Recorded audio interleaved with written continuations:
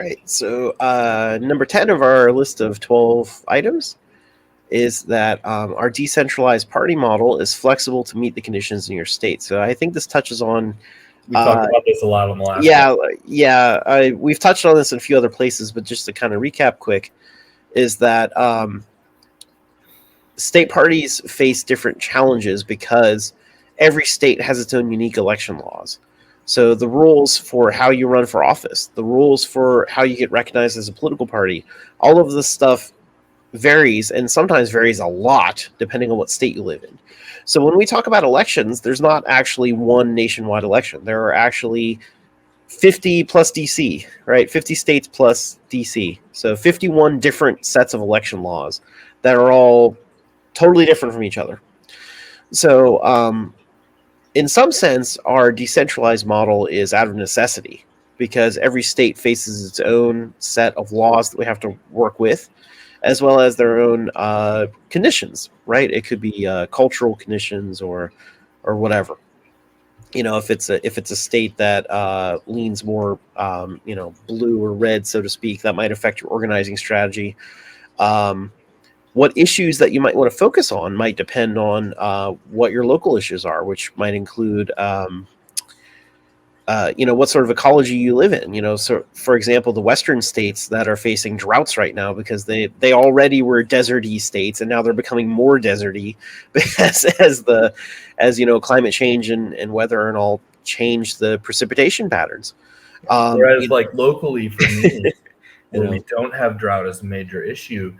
environmentalists are actually opposing new reservoirs that my city proposes because it'll, destroy a huge amount of land for water that, frankly, we don't need. Mhm. And a big part of the reason we don't need it is because the reason they want it is to continue fueling our coal power plants, to continue having access to a huge amount of water for the steam created by those coal power plants. And if we get rid of the coal, then the reservoir is no longer needed. So, my local conditions are one of where local environmentalists are opposing what on their face seem to be anti-drought proposals that really are about propping up coal. Yeah. But those different conditions create different positions. Yeah, exactly. So, I we also want to say use. too that Go ahead.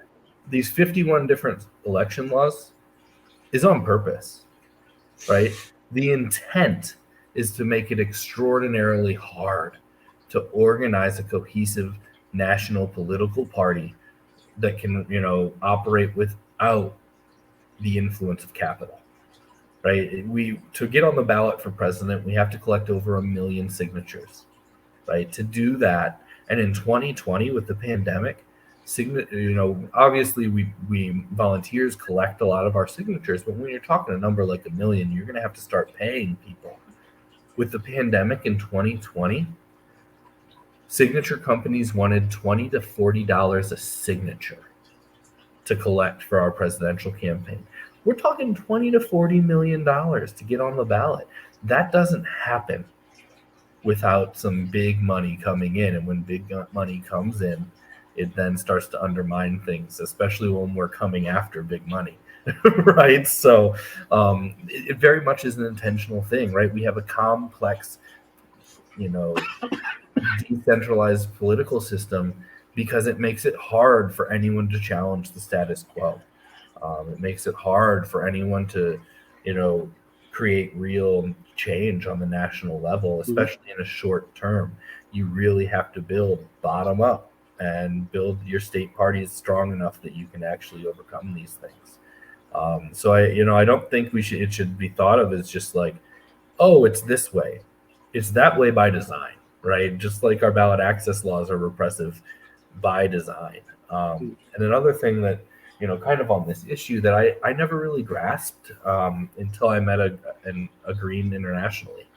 In 2018, I was in Amsterdam in Denmark. And when I was in Amsterdam, I met with a Green city councilor.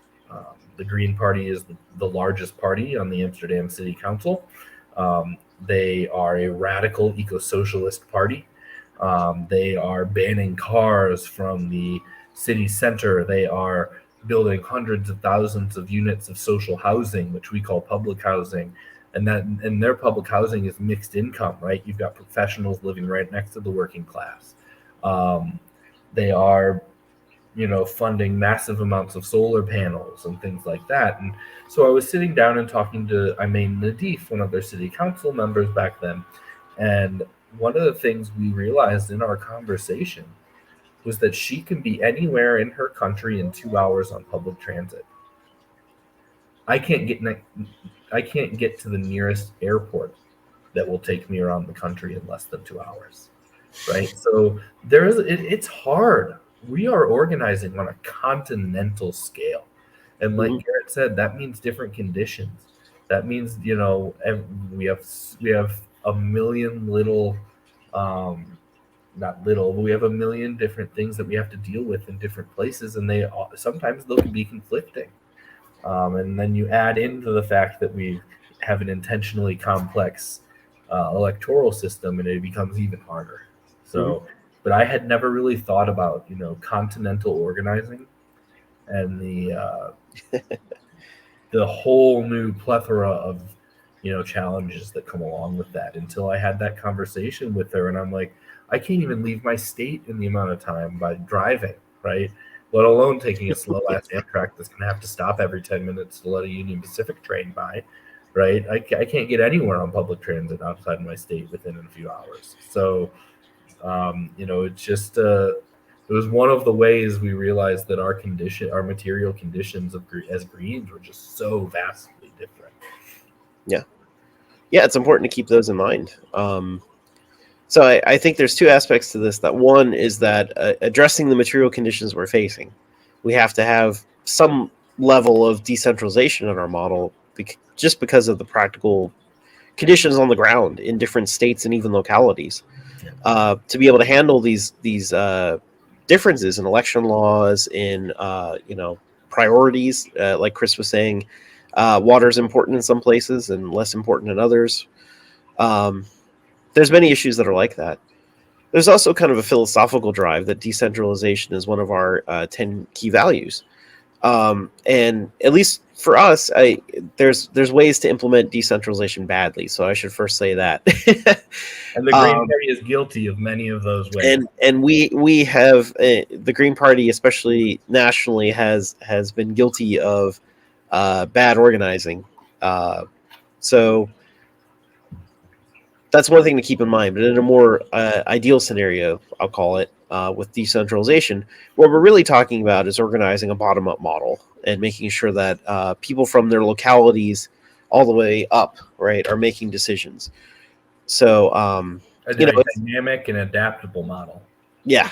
So it's partly our choice and partly out of necessity to have this decentralized model.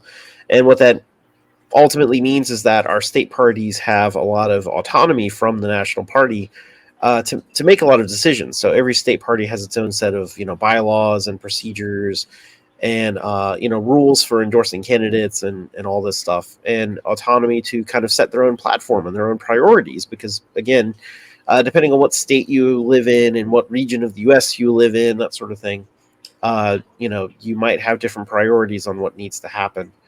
And that's okay as long as those priorities and all are fitting within our 10 key values. And as Chris had pointed out, if a state party does not adhere to our key values and the general sense of our platform and all, as the leadership of the Georgia Green Party did not do a few years ago, we can expel state parties. That we work as a federation where parties affiliate with us, and we can disaffiliate. We can say we don't want to affiliate with that group anymore because they don't represent our values.